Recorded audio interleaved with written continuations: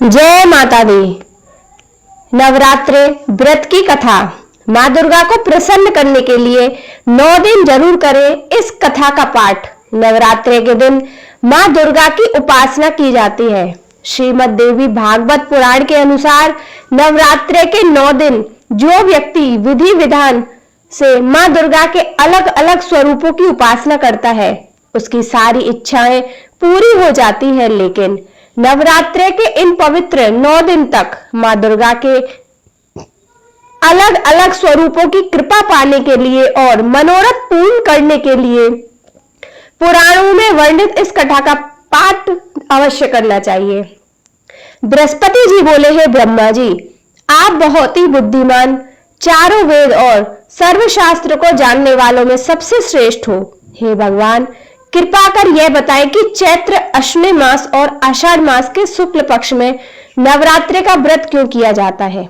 हे प्रभु, इस व्रत को करने से क्या फल प्राप्त होता है, इस व्रत को करने की क्या विधि है और सबसे पहले इस व्रत को किसने किया, कृपया करके मुझे सब कुछ विस्तार में कहिए।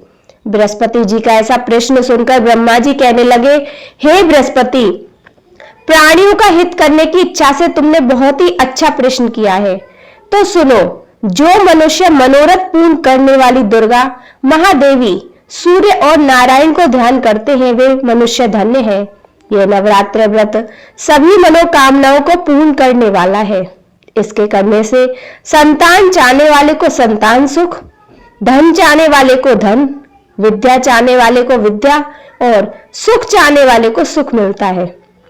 इस व्रत को करने से रोगी मनुष्य का रोग दूर हो जाता है और कारागार में पड़ा हुआ मनुष्य बंधन से छूट जाता है। मनुष्य की तमाम विपत्तियां दूर हो जाती है और उसके घर में संपूर्ण संपत्तियां आकर उपस्थित हो जाती है। कागवंध्या के इस व्रत के करने से संतान हो जाता है। समस्त पापों को दूर करने वाले इस व्रत के करने से ऐसा कौन सा मनोरथ है जो सिद्ध नहीं हो सकता। ब्रह्मा जी आगे बताते हैं कि यदि व्रत करने वाला मनुष्य सारे दिन का उपवास ना कर सके तो वह एक समय भोजन करे और उस दिन अपने बांधवों सहित नवरात्रि व्रत की कथा श्रवण करे। ये बृहस्पति, नवरात्रि व्रत की कथा श्रवण करनी चाहिए। जिससे पहले इस महाव्रत को किया उसका पवित्र इतिहास में तुम्हें सुनाता हूं। ब्रह्मा जी बोले, तुम सावधान होकर सुनो। इस प्रकार ब्रह्मा जी के वचन सुनकर बृहस्पति जी बोले, हे प्रभु, मनुष्यों को कल्याण कराने वाले इस व्रत के इतिहास को मेरे लिए कहा। मैं सावधान होकर सुन रहा हूं, आपकी शरण आए हुए मुझ पर कृपा करो। ब्रह्मा जी बोले, पीठथ नामक नगर में एक अनाथ नाम का ब्राह्मण रहता था। वह भगवती दुर्गा का भक्त था। उसके संपूर्ण सद्गुणों से युक्त मानव ब्रह्मा की सबसे पहली रचनाओं ऐसी यथार्थ नाम वाली सुमति नाम की एक अत्यंत सुंदर कन्या पैदा हुई। वह कन्या सुमति अपने घर के बालकपन में अपनी सहेलियों के साथ क्रीड़ा करती हुई इस प्रकार बढ़ने लगी जैसे शुक्ल पक्ष में चंद्रमा की कला बढ़ती है। उसका पिता प्रतिदिन दुर्गा की पूजा और होम किया करता था। उस समय वह भी नियम से वहां उपस्थित होती थी। एक दिन वह सुमति अपनी सखियों के साथ खेलने चली गई और भगवती के पूजन में उपस्थित नहीं हुई। उसके पिता को पुत्री की ऐसी असावधानी देखकर क्रोध आया और पुत्री से कहने लगा, हे दुष्ट पुत्री, आज प्रभात से तुमने भगवती का पूजन नहीं किया। इस प्रकार मैं किसी कुष्ठी और दरिद्र मनुष्य के साथ तेरा विवाह करूंगा। इस प्रकार कुपित पिता के वचन सुनकर सुमितो को बड़ा दुख हुआ और पिता से कहने लगी, हे पिताजी, मैं आपकी कन्या हूं, मैं आपके सब तरह से अधीन हूं। जैसी आपकी इच्छा हो मेरा विवाह कर सकते हो। होगा वही जो मेरे भाग्य में लिखा है। मेरा तो इस पर पूर्ण विश्वास है। व्यक्ति न जाने कितने मनोरथ को लेकर चिंतन करता है, पर होता वही है जो भाग्य में विधाता ने लिखा है। जो जैसा करता है उसको फल भी उस कर्म के अनुसार ही मिलता है, क्योंकि कर्म करना मनुष्य के अधीन है पर फल देना प्रभु के अधीन। जैसे अग्नि में पड़े हुए तृणदीप उसको अधिक प्रदीप्त कर देते हैं, उसी तरह अपनी कन्या के ऐसे निर्भय वचन सुनकर ब्राह्मण को बहुत ज्यादा क्रोध आया। जब उसने अपनी कन्या का एक कुष्ठी के साथ विवाह कर दिया, अत्यंत क्रोधित होकर पुत्री से कहने लगा, जाओ जाओ, जल्दी जाओ, अपने कर्म का फल भोगो। देखे केवल भाग्य भरोसे पर रहकर तू क्या करती है। इस प्रकार से कहे हुए पिता के कटु वचनों को सुनकर सुमिति बहुत दुखी हुई और अपने मन में विचार करने लगी कि अहो मेरा बड़ा दुर्भाग्य जिससे मुझे ऐसा पति मिला। इस तरह अपने दुख का विचार करती हुई वह अपने पति के साथ वन चली गई और भयानक वन में कुशायुक्त उस स्थान पर उन्होंने वह रात बड़े कष्ट से व्यतीत की। उस गरीब बालिका की ऐसी दशा देखकर भगवती पूर्ण पुण्य के प्रभाव से प्रकट होकर सुमिति से कहने लगी, हे ब्राह्मणी, मैं तुझ पर प्रसन्न हूँ। तुम जो चाहो वरदान मांग सकती हो। मैं प्रसन्न होने पर मनोवांछित फल देने वाली हूँ। इस प्रकार भगवती दुर्गा का वचन सुनकर ब्राह्मणी कहने लगी कि आप कौन है जो मुझ पर प्रसन्न हुई है? यह सब मेरे लिए क्यों कह रही हो? अपनी कृपा दृष्टि से मुझ दासी को कृतार्थ करो। ऐसा ब्राह्मणी का वचन सुनकर देवी कहने लगी कि मैं आदि शक्ति हूँ और मैं ही ब्रह्मा, विद्या और सरस्वती हूँ। मैं प्रसन्न होने पर प्राणियों को दुख दूर कर उसको सुख प्रदान करती हूँ। हे ब्राह्मणी, मैं तुझ पर तेरे पूर्व जन्म के पुण्य के प्रभाव से प्रसन्न हूँ। तुम्हारे पूर्व जन्म का पूरा वृतांत सुनाती हूँ, सुनो। तू पूर्व जन्म में निषाद भील की स्त्री थी और अति प्रतिव्रता थी। एक दिन तेरे पति निषाद ने चोरी की। चोरी करने के कारण तुम दोनों को सिपाहियों ने पकड़ लिया और ले जाकर जेल खाने में कैद कर दिया। उन लोगों ने तेरे को और तेरे पति को भोजन भी नहीं दिया। इस प्रकार नवरात्रि के दिनों में तुमने ना तो कुछ खाया और ना जल पिया, इसलिए 9 दिन तक नवरात्रि का व्रत हो गया। हे ब्राह्मणी, उन दिनों में जो व्रत हुआ उस व्रत के प्रभाव से प्रसन्न होकर तुम्हें मनोवांछित वस्तु दे रही हूँ। तुम्हारी जो इच्छा हो सो मांगो।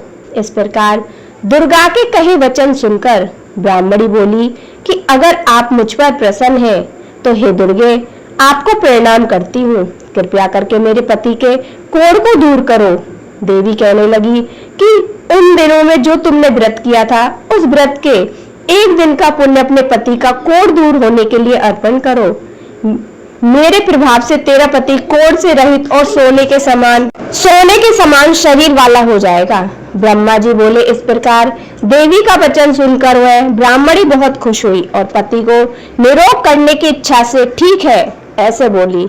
तब तक उसके पति का शरीर भगवती दुर्गा की कृपा से कुष्ठहीन होकर अति कांति युक्त हो गया, जिसकी कांति के सामने चंद्रमा की कांति भी क्षीण हो जाती है। वह ब्राह्मणी पति की मनोहर देह को देखकर देवी को अति पराक्रमी वाली समझकर स्तुति करने लगी कि हे दुर्गे, आप दुर्गत को दूर करने वाली, तीनों जगत का संताप हरने वाली, समस्त दुखों को दूर करने वाली, रोगी मनुष्य को निरोग करने वाली, प्रसन्न होने पर मनोवांछित वस्तु को देने वाली और दुष्ट मनुष्य का नाश करने वाली हो।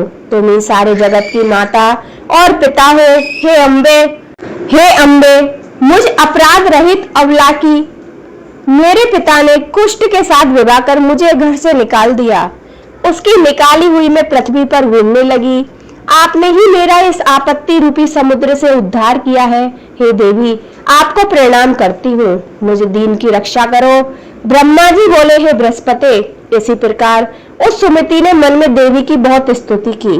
उससे ही की हुई स्तुति सुनकर देवी को बहुत संतोष हुआ और ब्राह्मणी से कहने लगी कि हे ब्राह्मणी, तुम्हारे उदायल नामक एक अति बुद्धिमान, धनवान, कीर्तिवान और जितेंद्रिय पुत्र शीघ्र ही होगा। ऐसा कहकर वह देवी उस ब्राह्मणी से फिर कहने लगी कि हे ब्राह्मणी, और जो कुछ तेरी इच्छा हो वही मनोवांछित वस्तु तुम मांग सकती हो। ऐसा भगवती दुर्गा का वचन सुनकर सुमिति बोली कि हे भगवती दुर्गे, अगर आप मेरे पर प्रसन्न हो तो कृपया कर मुझे नवरात्रि विधि बताइए। हे दयावती, जिस विधि से नवरात्रि व्रत करने से आप प्रसन्न होती है उस विधि और उसके फल को मेरे लिए विस्तार से कहें। ब्राह्मणी के वचन सुनकर माँ दुर्गा ने मुस्कुराते हुए कहा, हे ब्राह्मणी, मैं तुम्हें वह नवरात्र विधि बताती हूँ जो समस्त पापों का नाश कर मोक्ष प्रदान करने वाली है। ब्राह्मणी के वचन सुनकर माँ दुर्गा ने मुस्कुराते हुए कहा, हे ब्राह्मणी, मैं तुम्हें वह नवरात्र व्रत विधि बताती हूँ जो समस्त पापों का नाश कर मोक्ष प्रदान करने वाली है।